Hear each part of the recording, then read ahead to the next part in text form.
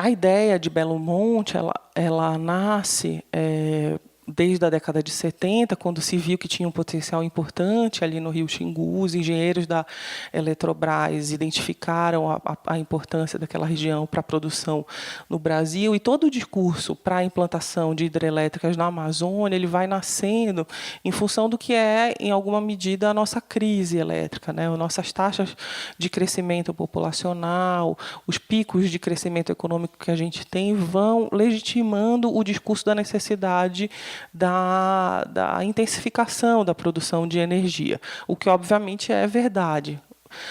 O que acontece é que o caráter ideológico que vai mascarando a forma como essas obras vão se justificando é onde está o X da questão, né? Sobretudo no caso da Amazônia, que a gente vai vendo em que a região ela vai sendo acionada nesse projeto nacional sempre da mesma maneira, né? Como uma região de produção extensiva, como uma região de extração de minério, de extração de uma série de produtos, né, de uma maneira predatória, em que os produtos primários e a produção de energia, em geral, não servem para a acumulação de renda na própria região, né? A região amazônica é uma região tradicionalmente produtora de energia barata, da energia mais barata no Brasil, que subsidia as empresas e não as pessoas, né? Na minha cidade, em Belém, paga-se 3 vezes mais pela luz do que se paga, por exemplo, em São Paulo. Só para a gente ter uma ideia. E aí as imagens, essas são imagens do Greenpeace para Belo Monte, e aí eu coloquei aí que é Belo Monte, mas podia ser Tucuruí, né? Acho que vocês já ouviram falar da hidrelétrica que foi feita na década de 80 no Tocantins, e as imagens são muito parecidas, de uma tragédia, assim, mesmo para quem não é ambientalista, ver madeira de lei nessas condições é de chorar, né? E a gente vai vendo, olha, em Tucuruí, quando foi feita a obra, foi inundado um lago de 3.000 quilômetros quadrados, 3 vezes a área do município de São Paulo, né? Não é pouca coisa, né? 14 povoados foram alagados, 2 reservas indígenas, 160 quilômetros de estrada foram alagados e 5.000 famílias foram deslocadas compulsoriamente. Tucuruí é visita obrigatória, assim, para arquiteto e urbanista na Amazônia. Se você chega lá, a cidade tem um cheiro estranho, né? Tem um cheiro de putrefação de peixe, putrefação de floresta, mosquito que não acaba mais. Hoje em dia, as barragens estão sendo aeradas e a coisa está um pouquinho melhor, mas o cenário é um cenário de guerra. Em Belo Monte não é diferente. O lago é menor na inundação, são 500 quilômetros quadrados, mas é o tamanho de Porto Alegre. Não é pouca coisa também, né? Então, não dá para dizer que melhorou, né? Porque o discurso é esse, da Eletronorte. Imagina, o lago está menor, é metade do que a gente tinha previsto. Ou então é, né, muito menor do que... É 1/6 do que foi Tucuruí, mas é muito grande, né? Então, não dá para dizer que essa matriz é limpa. É nesse sentido que eu estou querendo qualificar um pouco aqui a discussão com vocês. A gente fica com a ideia de, não, estamos produzindo energia a partir de água, é um recurso renovável. Não é tão renovável assim.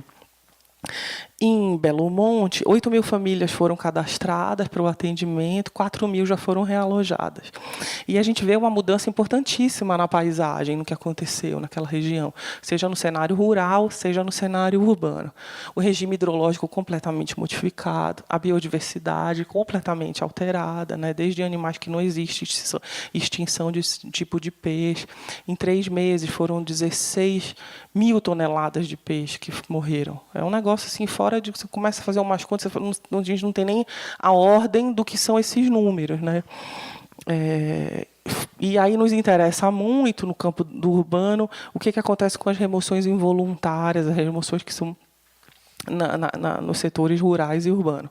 Eu não sei se vocês já viram essa imagem do conflito em Belo Monte em 2 tempos muito importantes. O primeiro, com o engenheiro da Eletrobras sendo ameaçado por uma índia cararaô, e depois, agora, mais recentemente, uma outra índia que feriu, inclusive, um engenheiro da Eletronorte. O caso causou muita polêmica, né?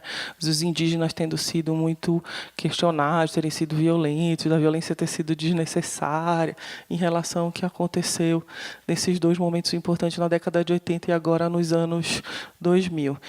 eu, quando tive que preparar, não é para ler, isso é só para dizer para vocês dos vai e vem da obra. Para fazer uma apresentação breve é muito difícil, assim, né? Porque foram muitos vais e vens, foram muitos processos de ilegalidade, de destituição de direitos e de violação. A gente vai vendo desde a década de 70 que tem todo um combate ambientalista que dificultou a implementação de Belo Monte no início, porque as usinas de Tucuruí e Balbina foram desastres declarados e os ambientalistas, em alguma medida, conseguiram se contrapor à implantação de novas hidrelétricas desse porte na Amazônia.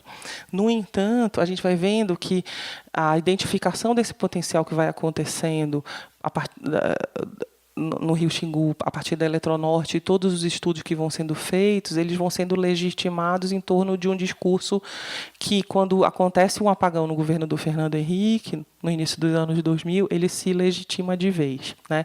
O Fernando Henrique contrata estudos para fazer a obra, não tem dinheiro, não consegue legitimar a obra, e quem vai legitimá-la é o governo Lula.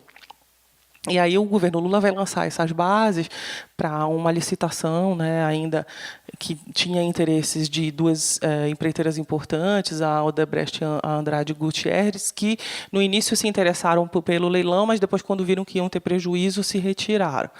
Aí o BNDES entrou com dinheiro para poder lastrear o investimento, e aí vários embates foram acontecendo nesse projeto. Não sei se vocês acompanharam na mídia, mas tem tido embates de uma série de ordens, assim, né? Desde manifestações dos indígenas, como aquela da Índia Cararaú, manifestações de ambientalista, passeata aqui na Avenida Paulista, né? O Ministério Público do Estado do Pará embargando a possibilidade da obra acontecer, da licitação ocorrer. E quando a obra é instalada, ela acontece com uma série de greves, uma série de conflitos, indígenas ocupando a obra. Só para dar um pouco do tom, hoje em dia, o que está em grande discussão é o enriquecimento ilícito que aconteceu, né? Sarney, Jucá, Edson Lobão, Palocci e Companhia Limitada estão sendo investigados pelo desvio de 150 milhões de reais nessa obra.